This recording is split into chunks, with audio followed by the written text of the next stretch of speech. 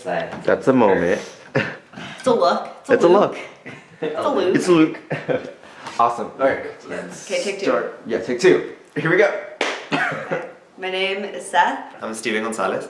I'm Joanna Douglas. I'm Tyler Adams. My name is Terrence Ho. My name is Jason. My name is Caleb. I'm Gina. My name's Ryan. My name is John. My name is Alfredo del Cid. I am Olivia. I am 22 years old from San Diego, California. I'm 23 from San Ramon. I'm 22. I was born in Hawaii, but I've lived in San Francisco for 5 years.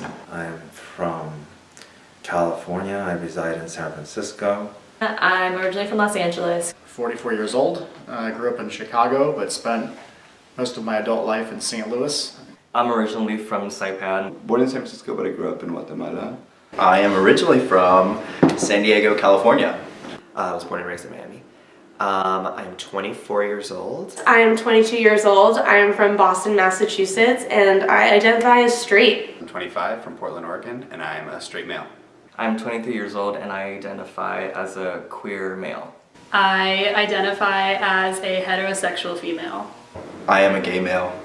I like to consider myself somewhere non-binary, gender normative male. I would say I'm queer. Heterosexual, female. Sure, heterosexual in terms of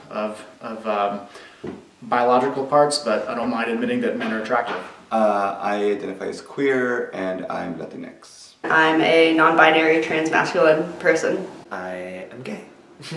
I have heard the term toxic masculinity before. I've heard the term a lot. I've heard it all over. I mean, definitely in the media. I mean, I've heard friends talk about it.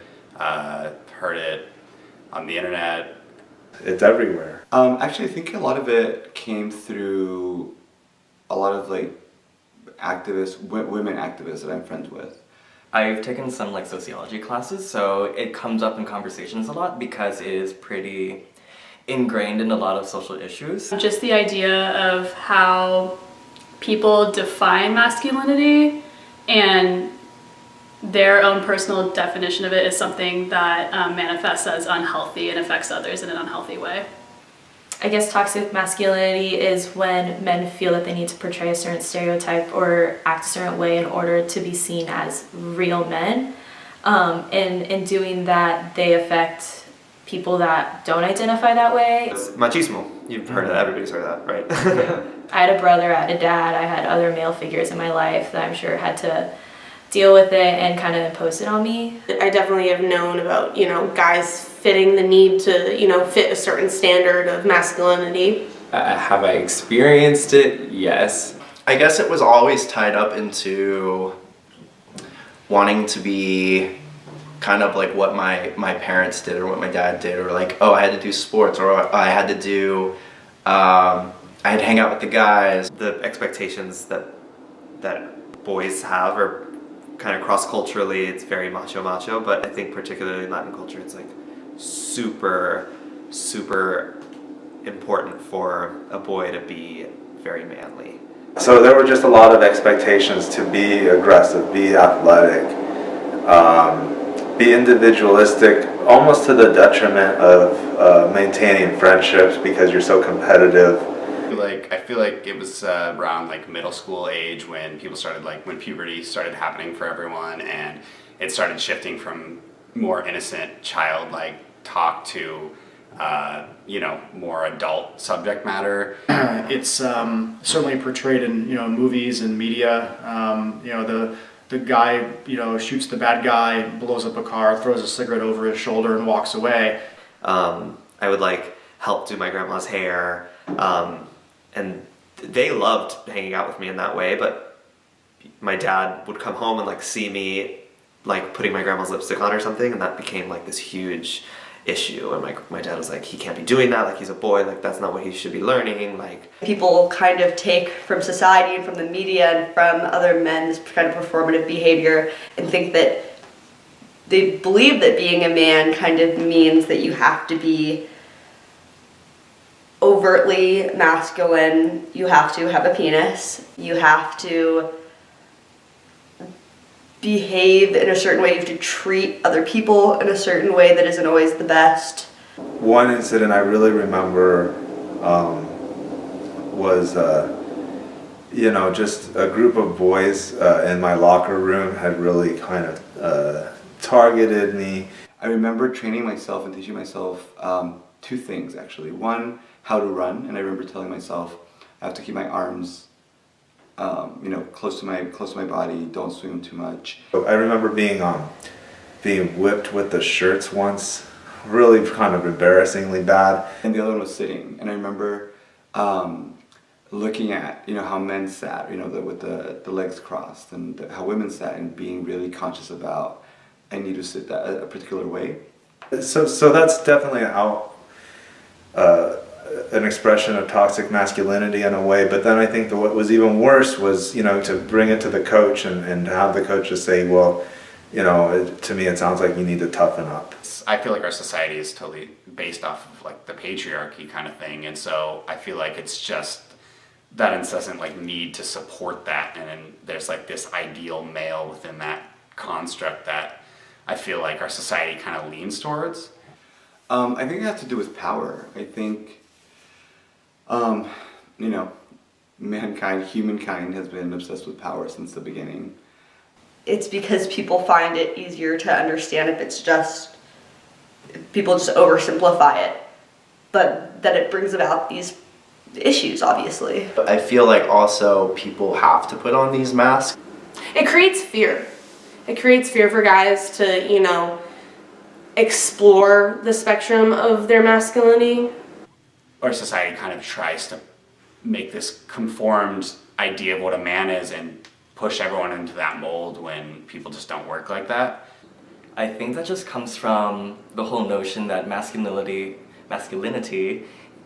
is the opposite, or I guess the antithesis of femininity, and throughout history and even till now, femininity is considered like beneath or lower or not as good or even like just not desirable. So many cultures have this pedestal on which they place like ideal manhood and ideal womanhood, and then everybody has to strive to reach these two very archetypal, very specific caricatures. I mean, it's sad that, guys can't just respect one another for, their own position of how they want to act in the world, and that if someone's not acting the way that you're acting or to the level of masculinity as you are, that they're wrong. It's gender as a social construct, like if we could break that down and not make it a requirement for our social interactions and take it out of our institutions, I think that would be working towards a world in which toxic masculinity could not exist. I think if young boys and grown men and any masculine person or anybody had the ability to just be emotionally free and vulnerable all the time and not get lashed back for it, things would be so much easier and so much better for them, because then they wouldn't feel like they'd have to be pent up all the time. If I could write a letter or an email or a text to my younger self, which would be interesting because my younger self, there was no text messages back then. Oh, what would I say to little John? Oh, man, that's a... Take your time. Yeah, no.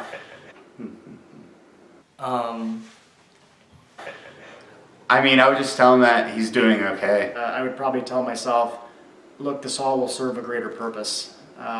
You can take the good out of what your dad taught you, and you can discard the stuff that's toxic.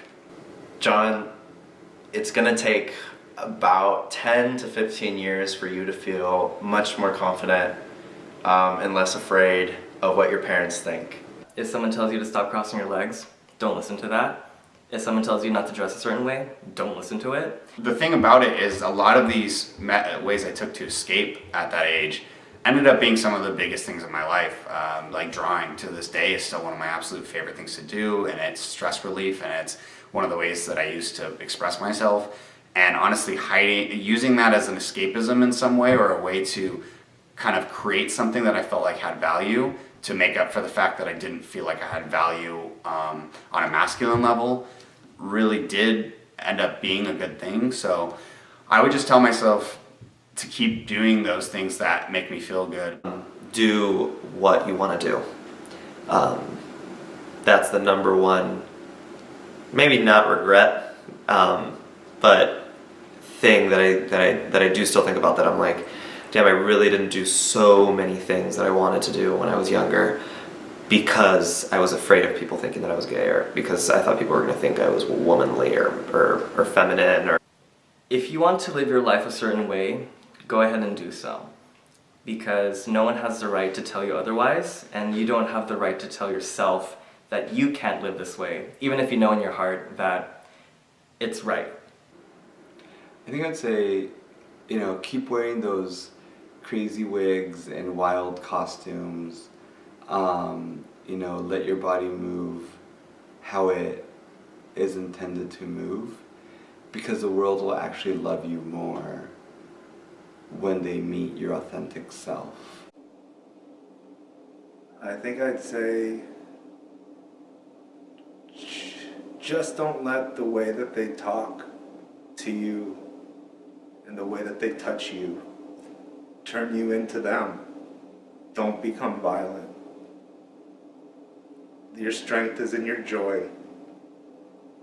It's in your optimism and your ability to create new worlds through your ideas and your imagination. Don't turn away from that because of them.